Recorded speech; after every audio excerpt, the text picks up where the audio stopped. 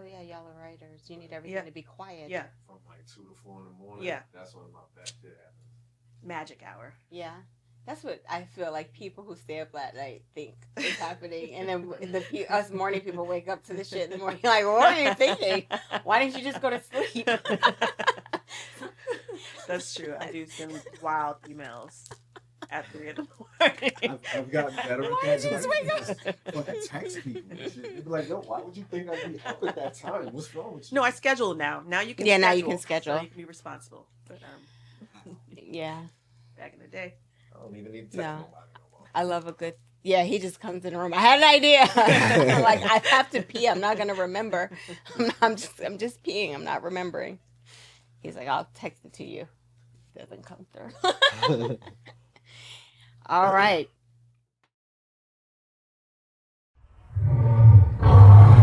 Royal Fetish.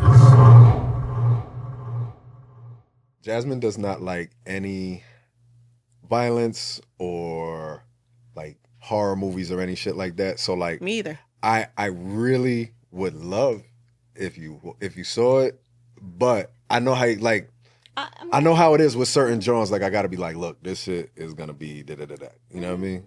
Yeah.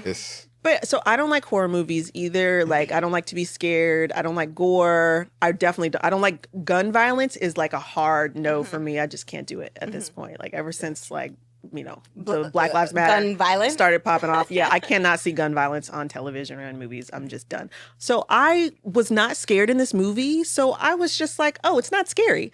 And then so many people have been like, yes, it was. You fucking lied. And then I'm like, oh, shoot. I'm a big scaredy cat, and I was not scared in the movie. There's some like jump scares, but I guess, I don't know. If you don't like vampires or like you have a thing, like my mom has a thing about vampires specifically and somebody biting her neck. So she was very disturbed and upset. Was she? Oh, no, I don't think I'm scared of anything in particular. You know what it is? I'm scared of not knowing. That's why I don't care about no spoiler alerts, because I'm a know, and so I'm gonna go in there confident, like, you ain't gonna scare me, Ryan. I think, like, yeah, there's some jump scares, but it was the thing that I loved about it. Like for me, of any genre, I love it has to have a good story. It has to have something that's like, there has to be some substance beneath the surface that I'm a fuck with. Right. And there was a lot of substance. I mean, there's substance in all his films. Yeah. So it's just like, yo, how you about to flip this vampire shit, bro? Like, I seen you do some street shit, seen you do some superhero shit. You know what I'm saying? Like, how you gonna flip this? And it was masterful. Like, masterful. So I have a question. Is like you're doing an event to discuss, you've been on like a press tour really about, people want to know like, what does Brooke think about this movie? And I want to share my thoughts with Brooke so bad, which I'm going to let you. But before you do, like, is a culture going to come out of this movie? Are we like, this event, is it going to wind up being like an annual thing where y'all have to get together and talk about how it changed you? I mean, I feel like definitely the movie is having a cultural impact. Like we see, you know, it's been trending for over a month. That just doesn't really happen anymore. Okay. So the movie itself is absolutely having a cultural moment. Because it's having such a cultural moment online, and I've seen so many people who are like, I want to talk about this movie, or, you know, I've written 4 different pieces on the movie already. Deep dives. I got a center syllabus to go deeper into all the themes and all of that. And so there's so many people who want to do that, but they don't have people to do it with. They don't have people in their vicinity, their friends, whatever, that are not interested in doing that. So I'm doing a live event on Sunday called Club Juke.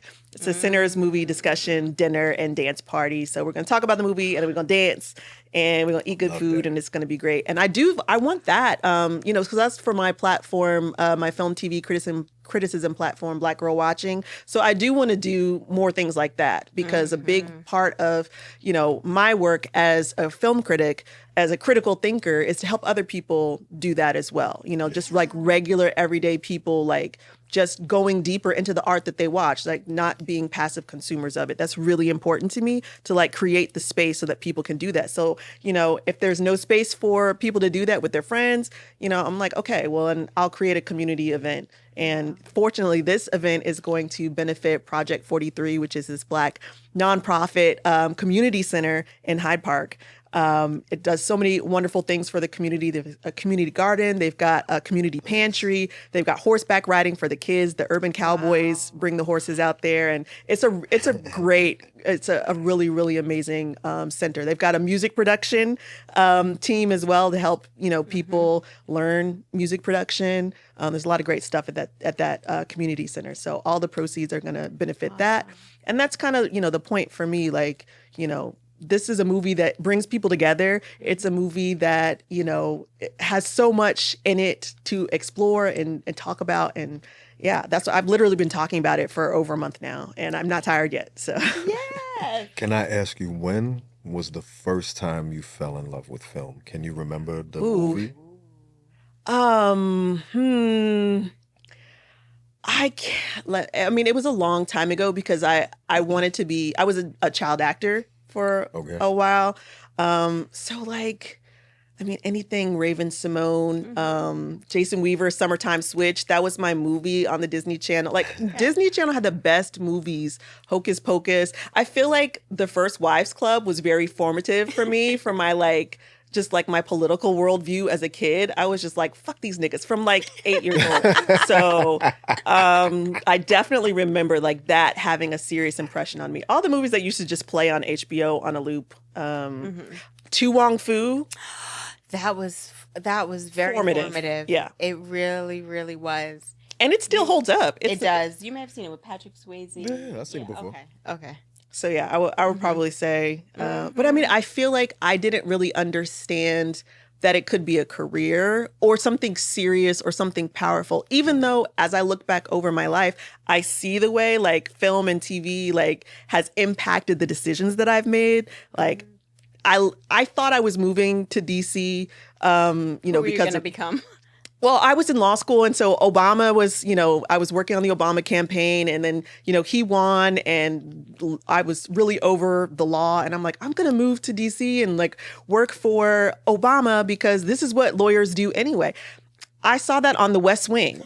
So it wasn't Obama. It was literally The West Wing that was like making me think that this was going to be the thing. And so, of course, I get to DC. It sucks.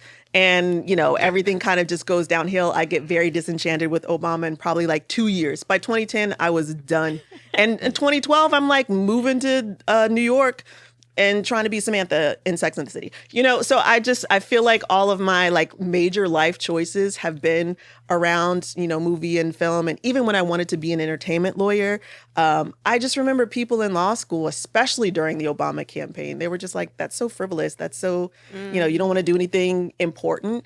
And so now being able to like move out to LA and focus on film and TV full time, writing it, making it, and criticizing it as well, and just breaking it down and seeing the art of it and seeing the power of it, I'm like, this is where you move people. This is, where you get the collective consciousness. Like, this is how you educate people. Like, you see a show like Andor on Disney Plus, which is a Star Wars show. I mean, it feels just like, this is Disney. This is Star Wars.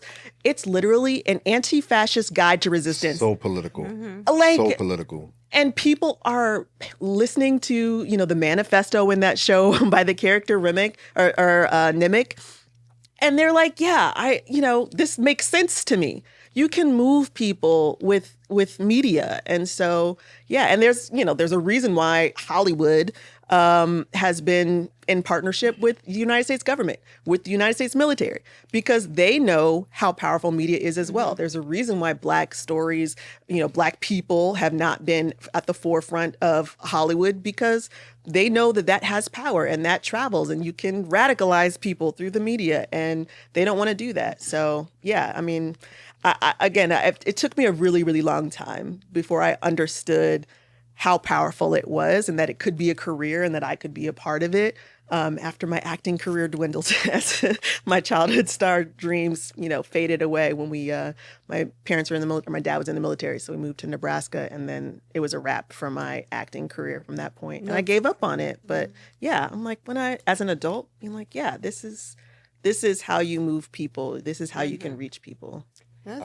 Oh, go ahead. Oh, no. I kind of wanted to build off of something that you had just said about the film industry working with the United States military. So a lot of people It's not a conspiracy theory. You know, if you look, there was a book that was written, All Quiet on the Western Front, that talked about the trenches in World War I. And then after that, people had a lot of problems with how war is depicted. So like during World War II, that's why they had like everybody know John Wayne and Audie Murphy, and they made all these movies that was like, has to be good. Then Vietnam, people started breaking off from that. So like we see when it comes to specifically to Black stories, they put out that we're violent. They put out that, you know, all the most trauma porn, horrific things in order to justify how we're treated here in America to the world and how we treat ourselves and so on and such forth. Do you see any shift in that within the last 5 to 10 years, maybe in independent films or in people making films like Sinners or of the like that might be shifting the paradigm at all? I mean, so I think there's always going to be independent filmmakers who can just do more and say more and be more liberated in their art. You may not get to see it because it's going to be released in a smaller scale. But I mean, you know, the biggest movie of 2018 period, but also, you know, the biggest Black movie, Black Panther, they had the CIA in Wakanda. You know what I'm saying? So I'm like, I still see it, you know. They had, you know, Ryan, same director, Ryan Coogler, you know, had a CIA agent who they gave a gun to and let him shoot down their fellow Wakandan citizens, you know. There's a lot of stuff like that. So even when you get to these, you know, beautiful dark-skinned Black people on screen in Black Panther, which, you know, we never get to see in this like regal, beautiful, glorious way, you still got to slide something else in something like Marvel. I don't know how much control Ryan has over something like that when it's a Marvel project, which absolutely works with the United States military intentionally and has, you know, since its inception. All of these superhero movies are cop movies, and so they work with the government on that. But yeah, you know, I think we ebb and flow as always. You know, there's people that's pushing us forward, you know, and yeah, we just got to keep celebrating the people that are pushing us forward, and, you know, allowing Ryan to have, you know, the space to make original movies where he's not, you know, beholden to the United States military and whatever deal that, you know, Disney and Marvel have, you know, and can make his own stories. And yeah, you see a difference. That's 2 shows with Black Captain America that came up. Yeah. You're going to look at it all differently now. So, okay, I'm super, like, you know, other people's films and your reaction, your response to that's like really interesting. We get to actually read, like, when this film came out, I'm like, ooh, we're gonna have something to say. Like, I don't even have to watch the films. Even when albums dropped, like when Renaissance came out, which I had to wear my Compton Cowboy jacket for this because I was like, okay, Brooke's coming.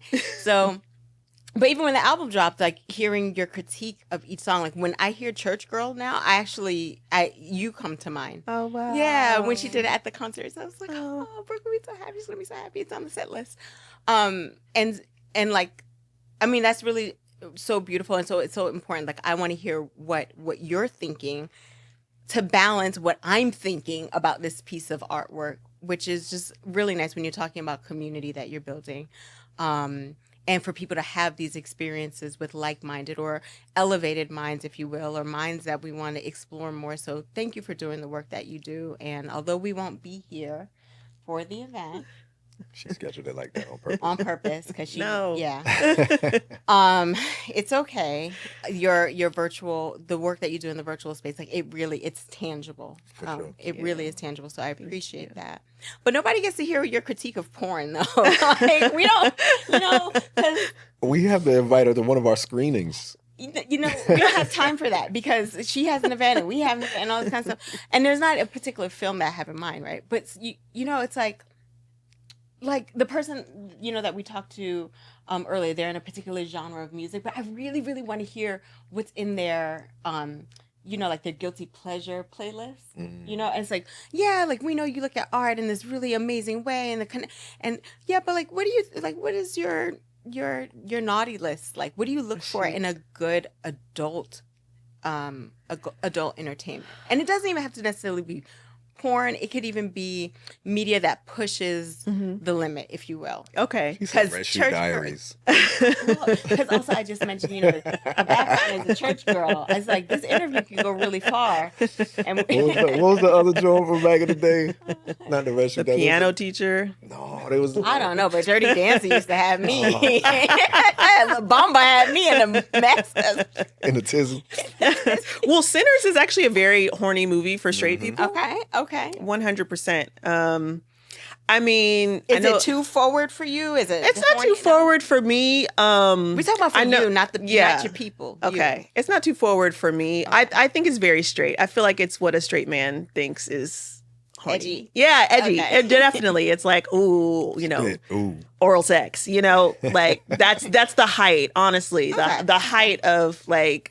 You know, the sin. Is it sweaty oral sex? Because everything was sweaty in that movie. It was sweaty definitely because she, this character, Pearline, she walks to the club, you know, which is probably mild, you know what I'm saying? Say less. And so, and so, you know, the main character, Sammy, he's like, oh, I want to taste you. And she's like, I walked here. Let me wash up first. And he was like, no, it's all good. You know? So, I mean, it's a little sweaty. Okay. He's a fresh one now. And there's a lot of spit. I know y'all like spit. Spit is not my thing. But yeah, there's a lot of like drool really into the mouth in a sexual way, and then also like a really violent way at the end, which was really, that part was sad. Okay. But yeah, the other part, I'm like, yeah, I mean, I feel like, yeah, that is the edgiest like straight man idea of horniness. So I'm gathering that you like your porn, like maybe not as straight. I like love. Okay. I like, you know, embracing. I like, you know, I mean, I feel like it kind of depends. It depends. But sometimes, like, I really do. I mean, I really appreciate y'all's work because there is, you know, this desire and mission to not, you know, have all the misogyny that, and, you know, racism also that just permeates the porn industry. So, like, y'all are leading the way and just, you know, it can be rough and sexy and all of these great things, but still, like, there's so much care. Okay, you know, like you can tell in the work that y'all do that like it's a caring atmosphere, and so like if I see somebody who looks like they're probably not having a good time or this is, and I feel like that actually happens a lot, you know, just from the front page, you know, where you're seeing all the samples. I'm just like, some of these people are like incest. I don't know why that is. That's just, I don't get it. Stuff like that. I'm just like, what? Yeah. You know, so I like age appropriate. Yes, you know, I don't values. I don't like somebody who looks 12. Like that is very concerning to me. And apparently there's a huge, you know, audience and appetite for stuff like that. So like, yeah, I don't mind an age gap, but like really people who just look young and I'm just like, what? Why? So yeah, I like. It reflects your values. Yeah. I mean, honestly, I feel like, you know, consent is really, really important. And I do think that, you know, a lot of people watch porn and they get ideas that are not great and then they bring them into actual lives as well. And like, that's what I direct people to. I'm like, can you please watch Royal, like, because I'm like, I don't want to have to deal with somebody who has been conditioned in the way that, you know, the typical porn video goes. Like, it's just not interesting to me. And it's just. I really appreciate that. And, you know, earlier you said that you saw this character on TV and decided to live your life that way. Like, real deal. Yeah. You moved to these cities really like, I'm just going to like buy shoes and fuck. Yeah. And save the government while I'm here. But we do. We see things and then we inspire. It's powerful. It is powerful. It's powerful. So to think that the work that we do doesn't have, the same type of impact. And so when you're saying, like, I direct people here because I want to make sure that what they're envisioning of, like, a sexual reality is at least based on this, whether character scene or this flow. Okay. Yeah. Cool. Well, yeah, mix it up. I don't mind, a mix. But, But it needs to be within these values. Like at least, like, I want to feel the way y'all make it feel. Like, this is a safe place, and like, yeah, we're gonna do all kinds of stuff, but it's gonna be with consent, and especially like as a dom too, like there's a safety. I just love it. It's good stuff. Amazing. I like how like clean we were about that conversation. That was very clean. It was, right? That was very clean. That's why I didn't beat it up at all. I know. I was looking like, we're doing okay, Queen. We're doing okay. Don't worry. She's gonna say the thing. I was gonna ask you, what is a film that inspired you in your life to do something?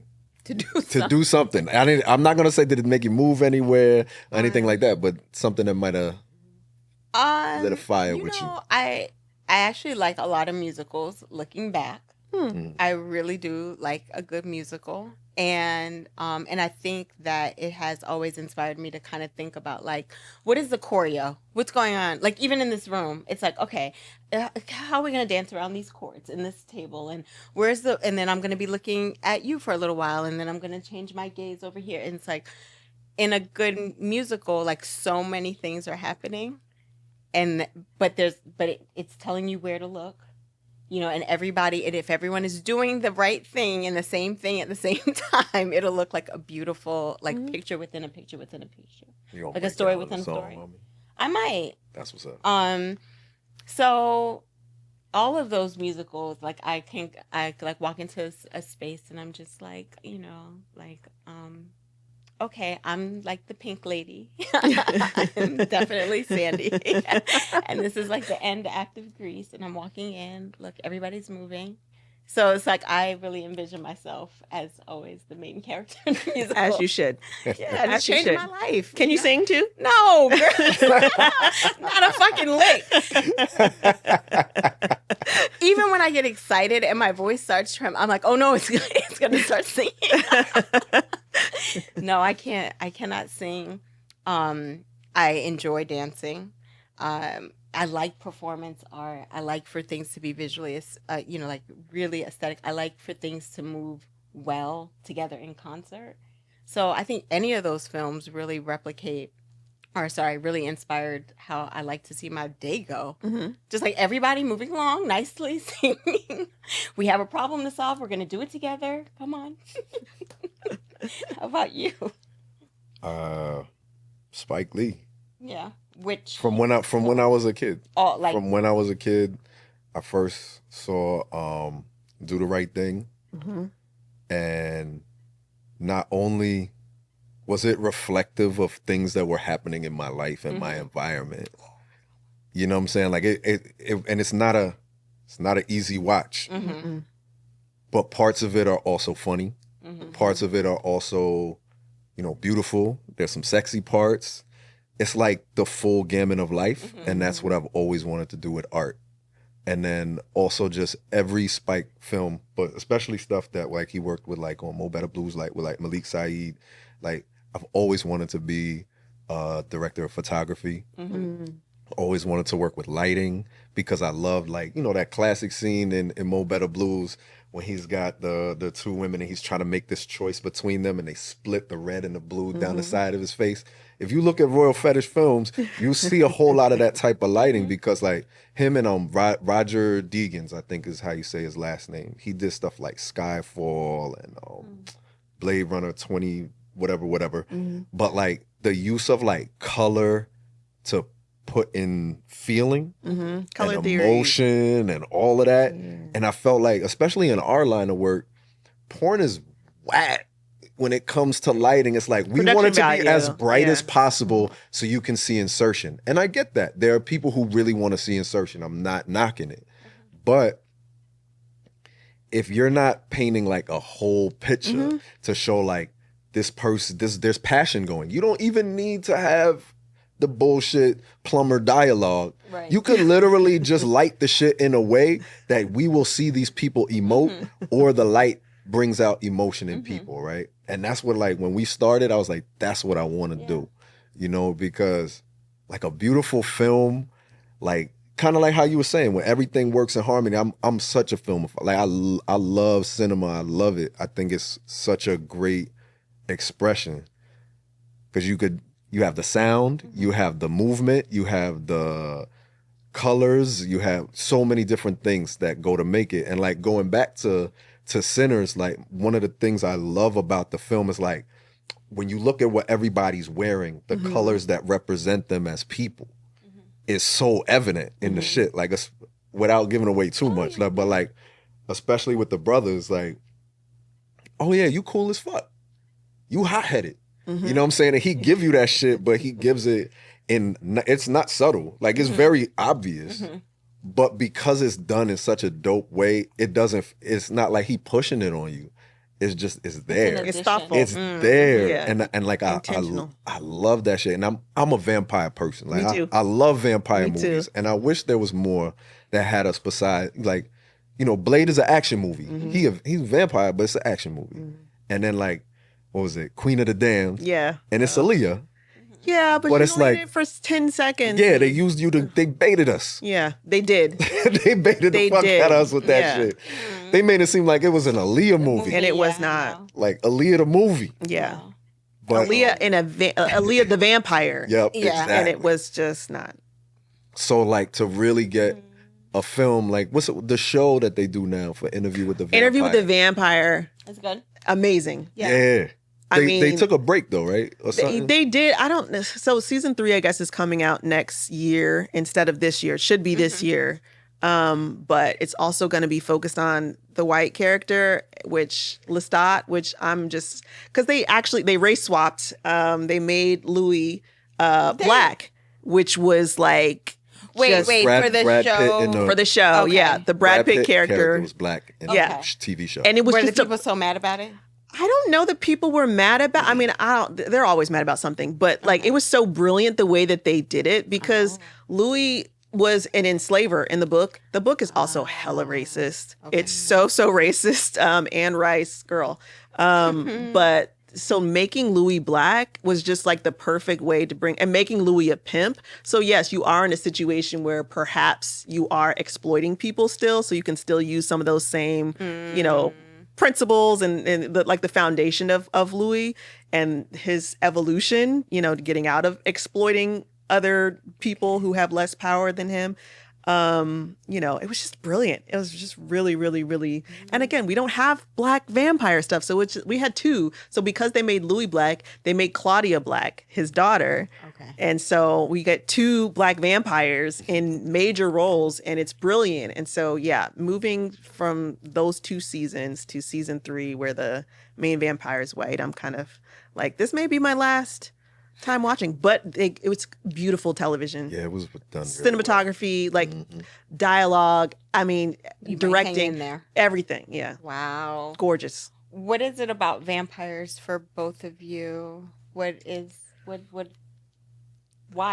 it interesting to you? You want to go first? So I mean, and this is my problem with Sinners, if I'm being honest. I think it's a straight man telling a story. But I'm like, vampires are very sexual beings, and they're also freaking fluid. Like, they're going for everybody's neck, and they're enjoying it. And like, you don't really, in Sinners, like, you see the vampires like devouring people, but there's like, it's not sensual. It's not like, the seduction is not about sex at all, which I just feel like this is just main, like, undercurrent of vampire lore. Is just, this is, you know, some really, really sexy shit. Like, that's the kind of appeal of it. And so, yeah, I mean, and just the idea of being able to not die and not like all of the things that you worry about, all of the pressures of the world, all of those things, like they just don't matter. Like you're in just like this elevated state, like all of these human issues, they're just like irrelevant. Yeah. You're just in a different space. But I mean, one of the things that I did really like about Sinners is the way that it portrays a disconnection. Because like if you're no longer worried about human things, you're no longer worried about humanity, like you are cut off from something that's really, really crucial and important. And so the way that Interview with the Vampire like explores that is just like nobody else is doing that. It's very, very spiritual, very smart, very I mean, like, it's a conversation with God, essentially. It's an argument with God, like, are we doing the right things? Why did you make us this way? Like, what comes after this? Like all of these philosophical questions about life, a vampire kind of encompasses all those things and opens up the door for you to like actually start asking yourself those kinds of questions. I love that. What is it about vampires for you? There's a huge juxtaposition with it. Like, whereas just like you said, like you're now immortal and you are you're in that state wherever you were turned into a vampire. Like most monsters, like if it's a werewolf, they turn into a werewolf. They don't know what the fuck they did while they're a werewolf. Like as a vampire, you're still in your head. You still like are making these decisions. One of those decisions is, if I'm gonna live, I gotta drink people's blood.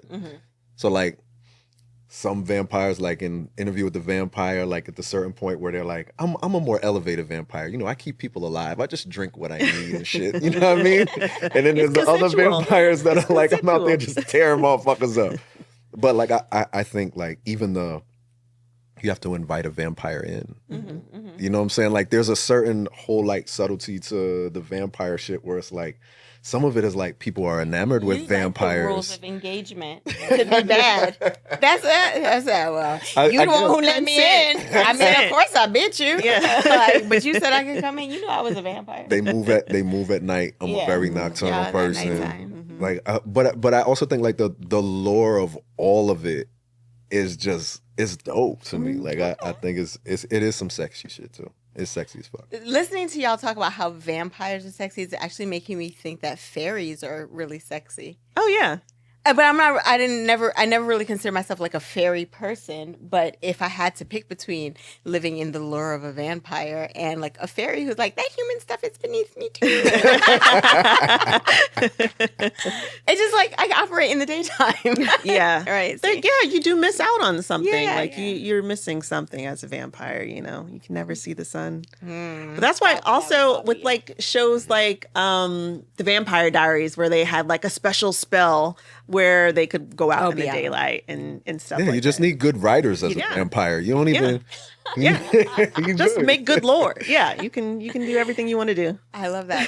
I was going to switch it up. So you have, if you want to, I am curious, have you ever thought about writing erotic film, an adult film? Is that something? Or like, are there some like pages like in the back of the closet that we're gonna find when we go looking for the papers of Brooke? No, I mean I want to do all of it. So when I was over at Exo Nicole, when I was their editor in chief, we were coming up with a podcast, network, and I pitched a bunch of ideas for a podcast, and one was just like somebody with a really sexy voice reading erotic stories. I mean, like that's very popular, and I feel like it's probably an easy way to make money. So like, I would totally tell my parents to unsubscribe. So like, I mean, so I have a rom-com feature film, and there is, a very, very, I mean, it's intended to be anyway. And I've literally written in the script to the actor's comfort,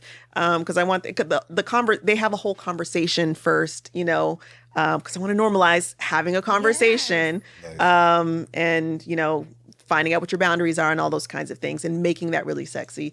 But yeah, hopefully, I mean, and the stars that we have attached are super sexy. So I feel like, we're not in production yet. So, it's a whole different movie, as y'all know, once you actually shoot it and then when you edit it and all that. That's just like 3 different movies. CIA agent in it. Absolutely fucking not. That's a hard line. I try to collaborate. I try to not have, fight of authorship, but absolutely not. Core values. Cops, all cops are bastards. Like, that's just, FTP. Oh my God. Yeah. And King didn't say it this time. As you said, we are going through people I follow on my Instagram to have on for this season. I only follow people that say fuck the police. That's it.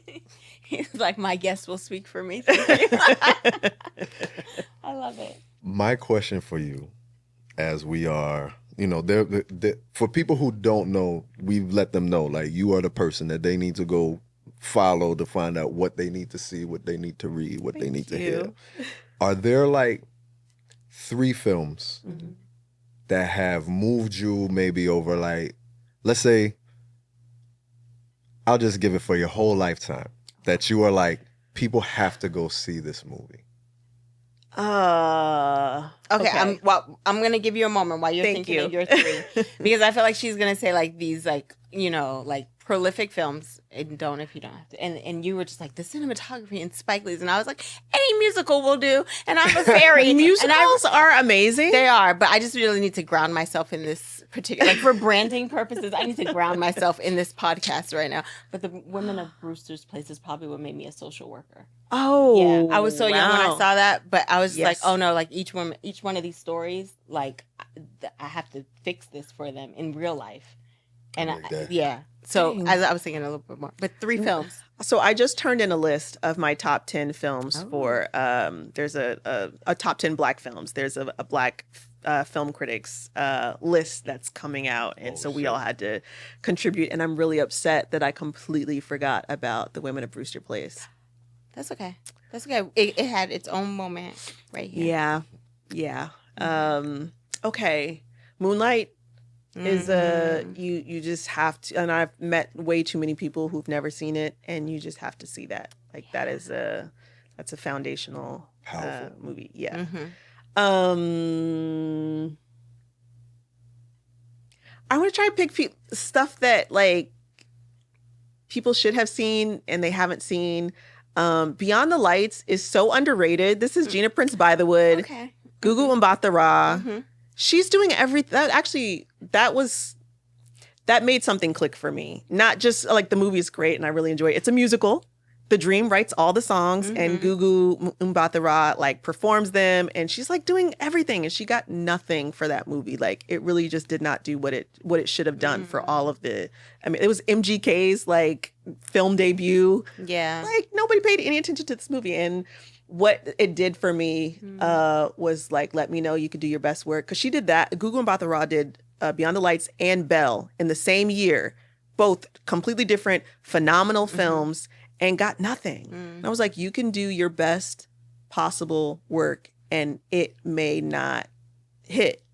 And I just had this masterclass with Robert Rodriguez on Tuesday.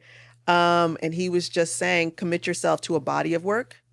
And that's how you keep going. Okay. Because it doesn't matter if these things flop or anything. But that's a good way.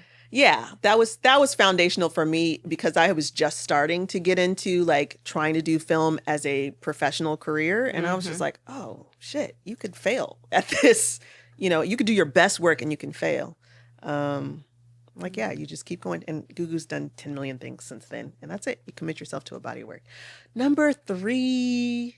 The thing is, I don't want to talk about Sinners again, because I've talked about it so much, but I literally made Sinners. And I feel like this is maybe recency bias, but I made it number 1 on this list that I turned in. Okay. I did feel like, with all of my criticism of it, because I have criticisms of it. Your job. Yes. But like, the way I feel like it opened up a portal, like it felt like when you put your spirit into, like, your creative spirit goes into the work and you send it out into the world, then my spirit receives that and we're in conversation. And that's just a very rare thing. Like I hadn't felt like that since Moonlight, which was 2016. Yeah. So that's almost 10 years ago. And I feel like it is a very rare thing. Like, yes, it's a very popular movie and that's great. But, you know, there's a reason, like everything that's popular, you know, it doesn't mean that there's no like substance and no power and all these things, you know. My little cousin reached out to me after watching the movie because our great grandmother was a root worker, and she was like, "Well, what books should I read?" That's why I created my center syllabus so I could have all those kinds of things. And I'm like, "Yeah, let's get this book and let's read it together." So we've been reading this book, Mojo Workin', which is like, you know, an academic text on like the history of hoodoo in the South and all of those kinds of things. And I'm like, stuff that makes me want to not only do my own work, which is what you need, like that is the goal, I think, when you're creating beautiful art, is to like make other artists feel like I need to get my ass at home and put that pen to the paper and pick up that camera, all those kinds of things. But also it just feels like a hug or something. Like I felt at the end of that movie, I've seen it 8 times now. And I feel like I keep going to see it because like Ryan wrote this movie and directed this movie to say goodbye to his great uncle, who he didn't get a chance to say goodbye to, who loved the blues, who was from Clarksdale, who's, you know, was around in the 1930s, which is where the movie takes place.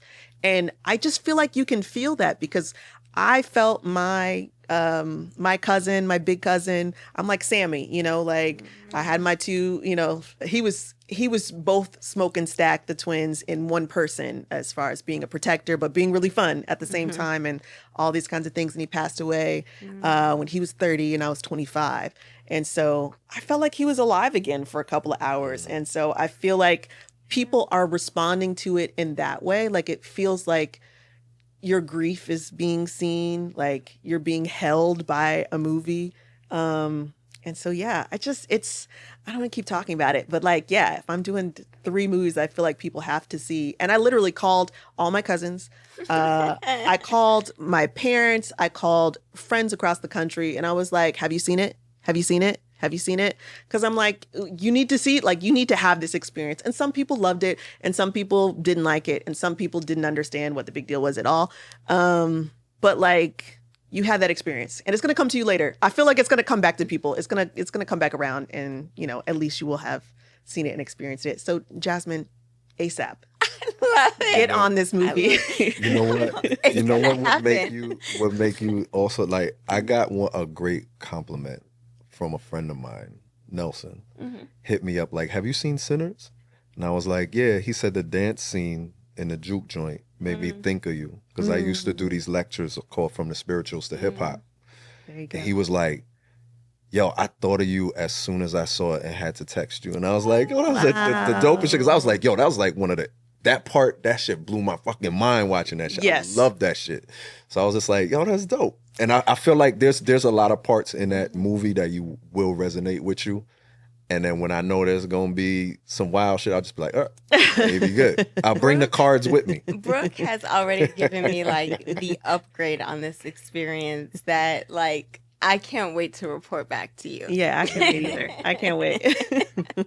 Thank you so much for being here with us. You already gifted us before with what has still been my favorite interview of us together. Yay. Like, yeah, you've given us like the digital baby book for our kids.